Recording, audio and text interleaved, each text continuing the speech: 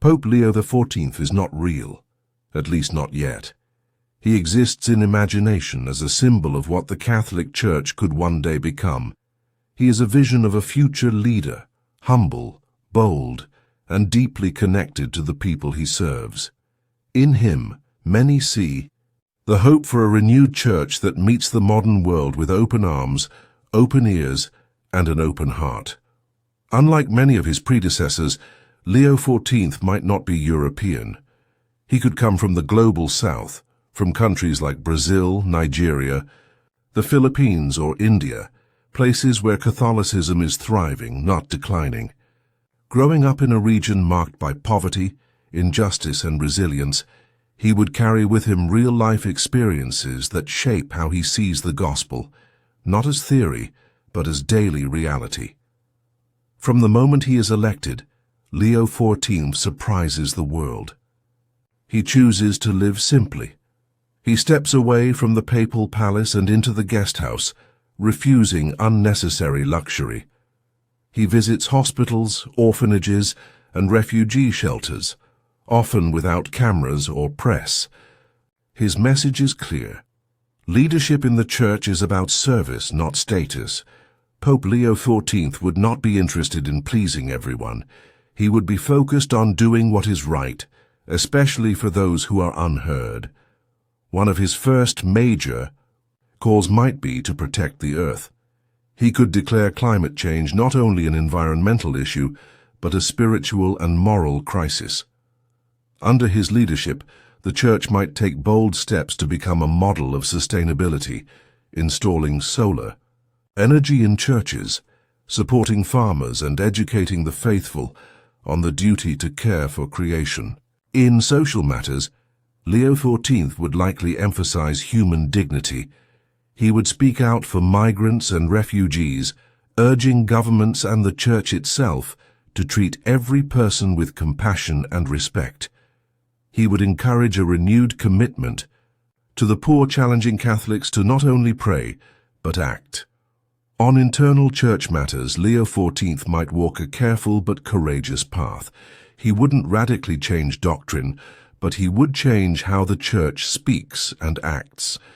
He could open space for honest conversation on gender roles, involve women in leadership more directly, and build bridges with LGBTQ+ Catholics, not by denying church teaching, but by applying it with mercy and humanity.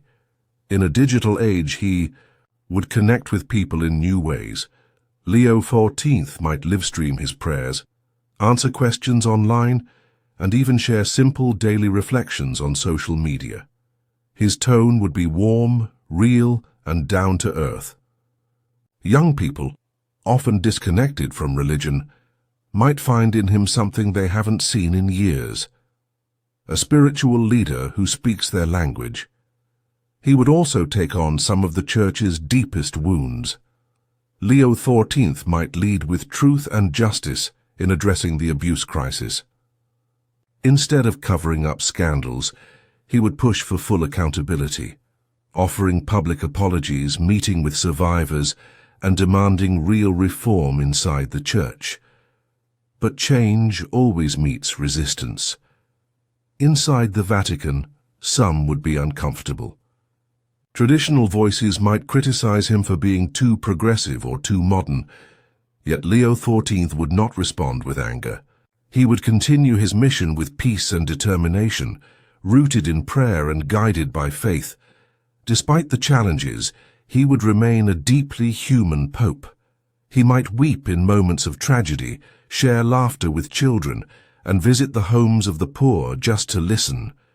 He would speak simply, often reminding people that the heart of Christianity is love, not fear, not power, not politics. His papacy wouldn't be about dramatic headlines. It would be about long-term healing and rebuilding trust. He would remind the world that the Church is not a museum of the past. It is a living, breathing community meant to serve the world today. The legacy of Pope Leo XIV, whether real or imagined, offers us a powerful question. What kind of church are we building? One that clings to comfort, or one that moves with courage, one that stands still or one that walks with the wounded? In the vision of Leo XIV, we don't just imagine a different pope, we imagine a different church, one that listens more than it speaks, one that welcomes more than it judges, one that looks not only to the altar but also to the streets. Maybe he hasn't arrived yet, but maybe we are getting ready for more connected to the people and the planet. Church led not by fear but by hope, not by power but by service.